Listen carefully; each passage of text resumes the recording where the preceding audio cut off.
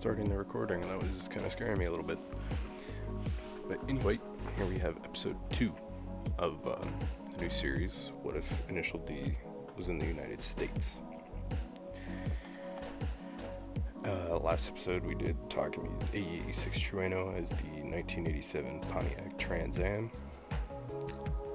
And this go around we're doing Keisuke's RX-7 as the C5 Corvette. So the reason I chose this car, it's very rounded on the body lines, it's period correct, it's got the pop-up headlights, it's rear wheel drive, it's kind of like the American equivalent, even though they're very much different cars.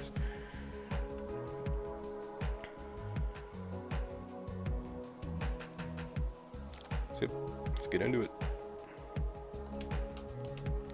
So I'm going to start by showing you guys how to make the car look the way I have it looking, then give you guys a build and tune, then hit the mountain pass.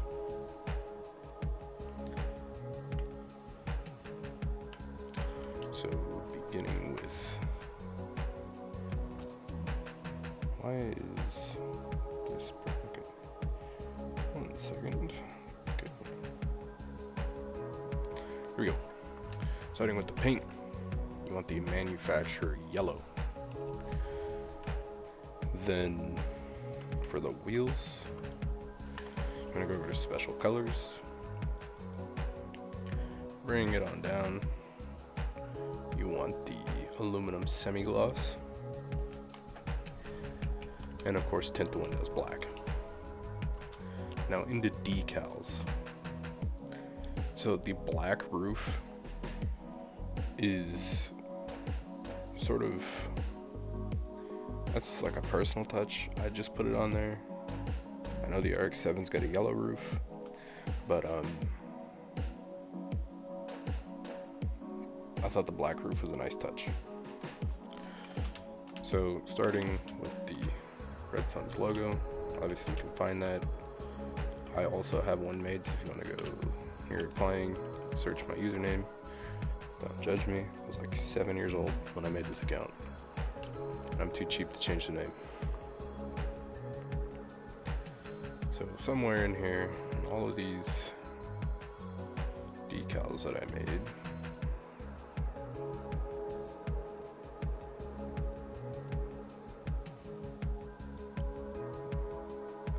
unless I didn't publish this one. Did I not? 1 second. Groups. And get rid of this Knox. I used that for a different video.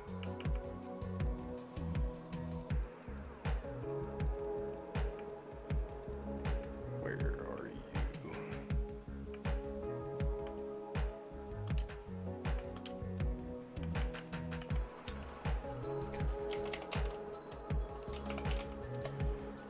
Okay, there we go. Now if you search my username at the time of this video going up, that decal is going to be there. Let me get rid of this one because I did make my own of that one. Now for the,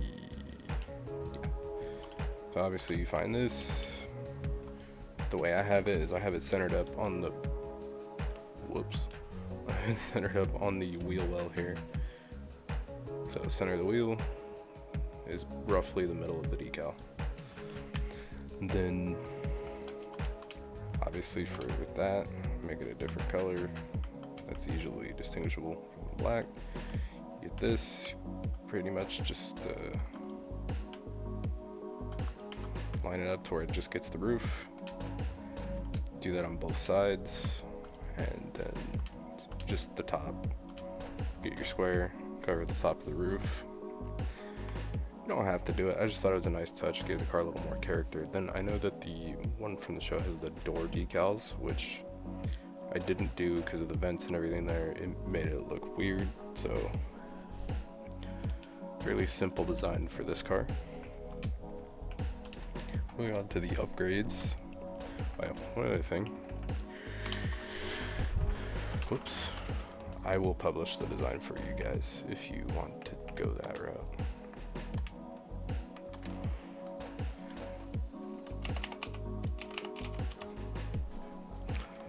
will get the share code for that for you guys right now.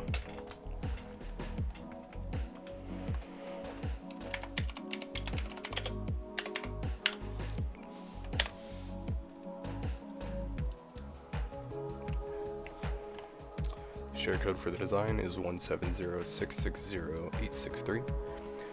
One more time, it is 170660863. Now upgrades and tuning. Starting with the upgrades. So my rule for the US initial D cars is the same as it is for the original ones, what I made from the show, like the actual cars. Like proper makes, models, and everything. And then when I did the modern versions of those cars, my goal was to keep them S1. That's where I wanted them. So this car should in theory be able to compete directly with the modern initial D cars and the actual initial D cars that I did a while back. Then stock engine swap, that's another thing. The engine swap rules still apply here. No engine swaps, no conversions, nothing like that. There were a couple exceptions in making the US cars, because some of the cars, the older ones, were a little too slow with the stock engine, so to get them to keep up, I need to bump it to a more powerful engine. And then of course, if explicitly in the show there was some sort of conversion or add-on stated. So as far as aero goes, stock front and back. Then you want the semi-slick race tire compound. You can go with the white letters, you can go with the red lines, you can go with the black walls. Whatever you want to do, as long as it's the semi-slick race tires. For the front, you want the 295mm width. For the rear, you want the 345mm width. For the wheels, you kind of do what you want. I went with I believe, okay, yeah, they look multi-piece. So in the multi-piece rim style, you want the American Racing BF310s.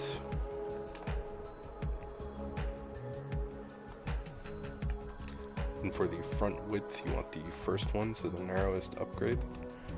And for the back, you want the widest one you can get. For the clutch, you want the race clutch, race transmission, race driveline. I swear I can't talk today. I've been, like the whole day today, I've been not able to speak properly. Drift differential. Race brakes, race suspension, race front anti-roll bars, race rear anti-roll bars, no roll cage, and race weight reduction. Race intake, race manifold, race fuel system, race cams, race exhaust, race ignition, race valves, race engine block, race pistons, race flywheel, and finally race oil and cooling. Moving on to the tune. For the tires, you want 24 and 27. 24 in the front, 27 in the rear. For your tire pressure, gearing 2.20 final drive, the rest I believe is stock. Alignment negative 0.8 in the front, negative 0.4 in the rear. For the toe, you want positive 1.8 outward in the front, negative 0.8 inward for the rear. Front caster angle of 4.0. And for the anti-roll bars, you want 24.3 in the front, 19.7 in the rear. Springs, for the front you want 612.5, for the rear you want 492.7. Ride height is 3.5 in the front, 3.6 in the rear. Damping, for the rebound 6.9 in the front, 6.3 in the rear. Bump stiffness, you want 4.5 in the front, 1.5 in the rear. Aero, if you got it, leave it stock. Braking, actually you shouldn't have the aero. I told you not to do that. Caught myself force a habit saying if you gotta leave it stock. For the balance, 55% towards the front, and then for the pressure, 72%. The differential, 70% acceleration, 24% deceleration. And that's it for the tune. Now we're going to take this thing for a spin down the old mountain pass. So a couple things I want to say ahead of time. This is not a drift car. What? How did that happen? My controller's still connected. So yeah, this is not a drift car. So the drift score is probably not going to be high. And basically the whole point of this is for you guys to see how it drives.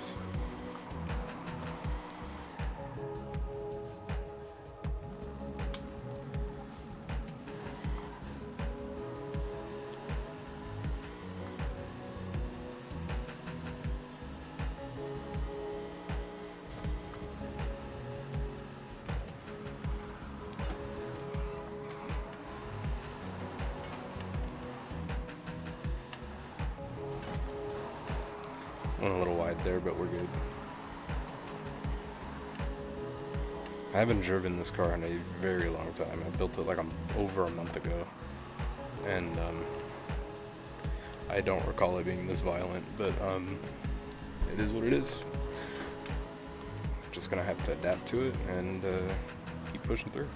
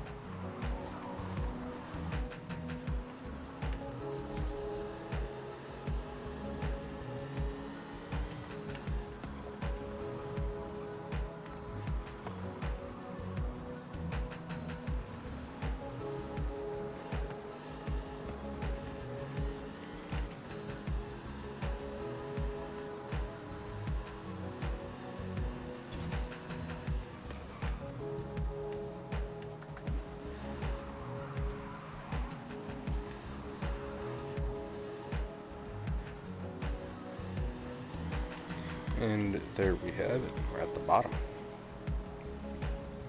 Now we're going to do some donuts. That's how we end off all the videos around here.